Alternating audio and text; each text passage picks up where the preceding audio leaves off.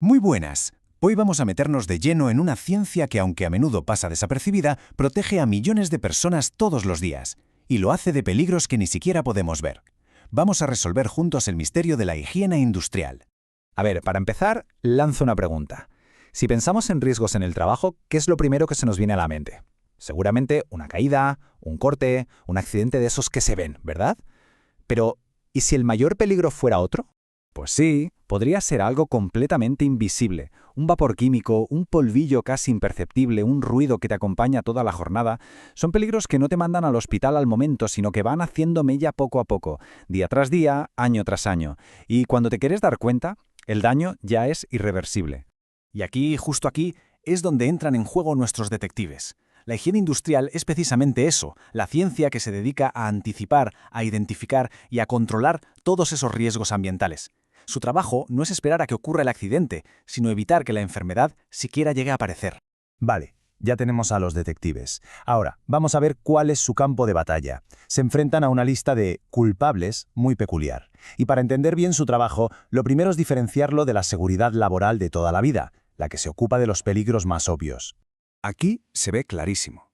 La seguridad se enfoca en el accidente, en el suceso que ocurre de repente y que todo el mundo ve. La higiene, sin embargo, pone el foco en la exposición continua a esos agentes ambientales. O sea, no es el golpe, es respirar algo tóxico durante meses. No es la caída, es esa pérdida de oído que avanza sin que te des cuenta. Bueno, y estos peligros, estos agentes contaminantes, se suelen clasificar en tres grandes familias. Para seguir con la metáfora del detective, podríamos decir que son los tres grupos de sospechosos habituales en cualquier investigación. Conocerlos es, lógicamente, el primer paso para poder cazarlos. Primero están los agentes físicos. El más conocido es el ruido, que puede provocar hipoacusia, o sea, sordera. Luego tenemos los agentes químicos, como los vapores de un disolvente, que pueden ser tóxicos para el sistema nervioso, por ejemplo. Y finalmente los agentes biológicos, bacterias, virus, que pueden causar infecciones muy serias. Tres categorías, pero cientos de amenazas invisibles. Una vez que el detective tiene un sospechoso, ¿cuál es el siguiente paso? Pues reunir pruebas. Pruebas contundentes. Y en higiene industrial esto es literal. Significa medir, cuantificar el riesgo de una forma totalmente objetiva. Hay que saber exactamente a qué nivel de exposición nos enfrentamos para poder tomar decisiones con datos en la mano, no con suposiciones. Y el método que se sigue es súper riguroso, muy científico. Primero, se identifica el agente. ¿De qué sospechamos? Segundo, se mide su concentración en el ambiente. ¿Cuánto hay? Tercero, se compara ese dato con los valores límite que marca la ley. Y por último, si estamos por encima, se actúa. Se implementan medidas para controlarlo. Es un proceso que va de la sospecha a la acción de forma sistemática. Y aquí llega el concepto clave de todo esto, el valor límite ambiental, o VLA. Pensemos en el VLA como la línea roja. Es una cifra, una concentración de referencia, que nos marca el umbral de seguridad.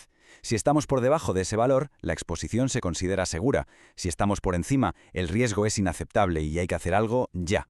Pero ojo, que no hay un único límite. El más común es el VLAE, que es el promedio para una jornada entera de 8 horas y está pensado para protegernos de los efectos a largo plazo, los crónicos.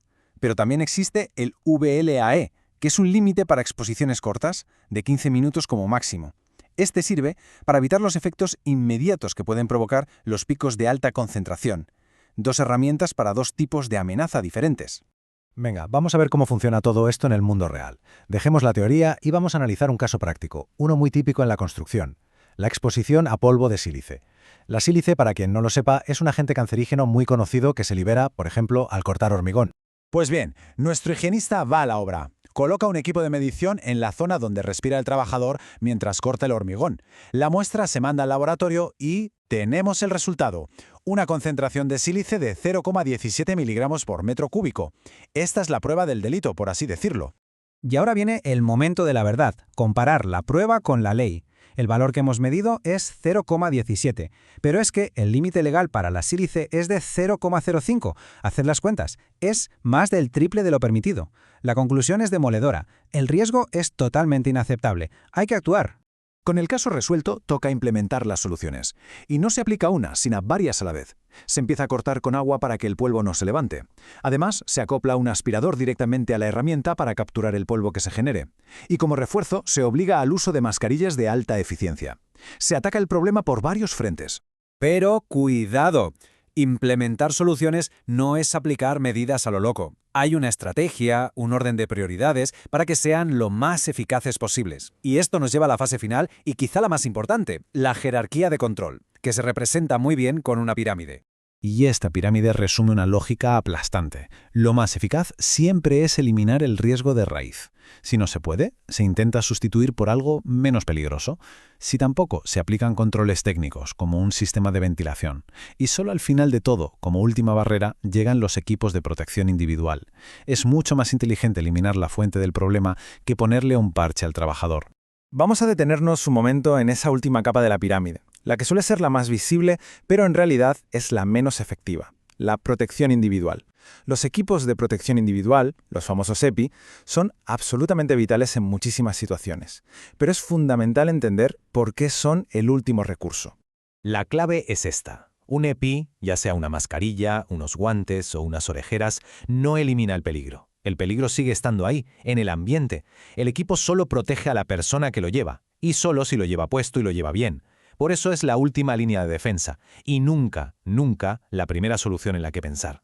Y por supuesto, no hay un EPI que valga para todo. Cada riesgo necesita su protección específica. Para los vapores de la pintura, un respirador con un filtro para químicos. Para el polvo de sílice, una mascarilla con un filtro de partículas de alta eficiencia. Y para el ruido, pues protectores auditivos. Elegir bien es absolutamente vital. En resumen, y para que quede la idea principal, la higiene industrial va mucho, mucho más allá de coger una bomba de muestreo y medir. Su verdadera esencia es la proactividad. Es una disciplina que tiene que ver con el diseño, con la ingeniería, con la prevención. Su objetivo final es crear lugares de trabajo donde la salud no se ponga en riesgo desde el minuto 1. Y para terminar os dejo con una reflexión. Hemos visto cómo funciona esta lógica de detective en el trabajo. Identificar, evaluar y controlar. La pregunta es, ¿qué pasa con nuestros hogares, con nuestras ciudades, con nuestro día a día?